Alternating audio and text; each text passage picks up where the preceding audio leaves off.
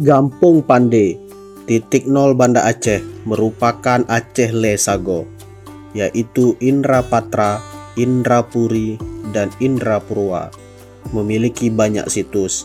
Di Gampung Pande inilah terdapat sebuah makam Tuan di Kandang, dipercaya oleh warga setempat seorang ulama yang jujur. Makam Tuan di Kandang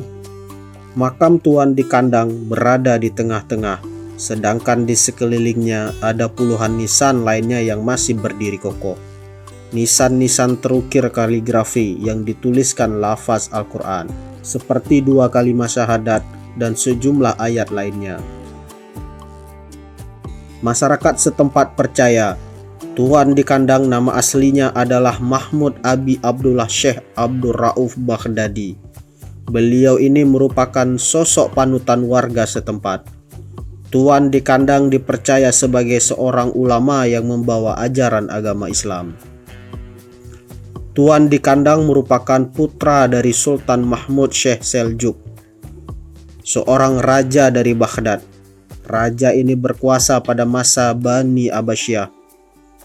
Kemudian Tuan di Kandang melarikan diri ke Aceh bersama 500 orang pengikutnya. Dia melarikan ke Aceh saat Baghdad diserang oleh kerajaan Mongol pada 1116 Masehi.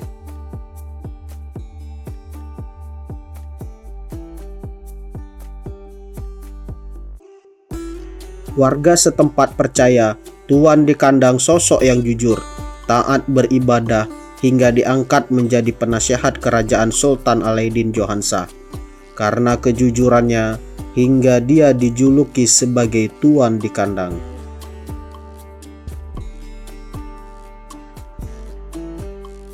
Menurut sejarah, Tuan di Kandang yang membuat atau mendesain pertama bentuk rencong di Aceh. Bentuknya saat itu didesain seperti lafaz Bismillah.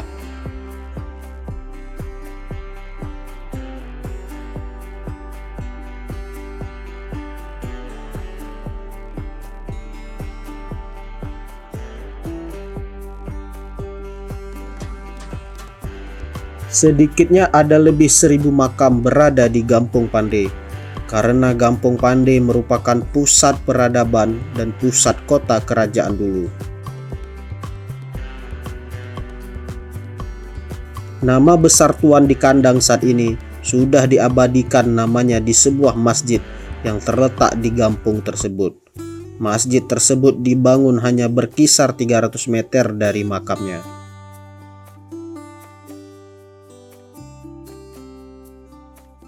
Menurut sejarah, Tuan di Kandang adalah ulama pertama yang menyebarkan dan memperkuat Islam di Kutaraja atau kota Banda Aceh sekarang.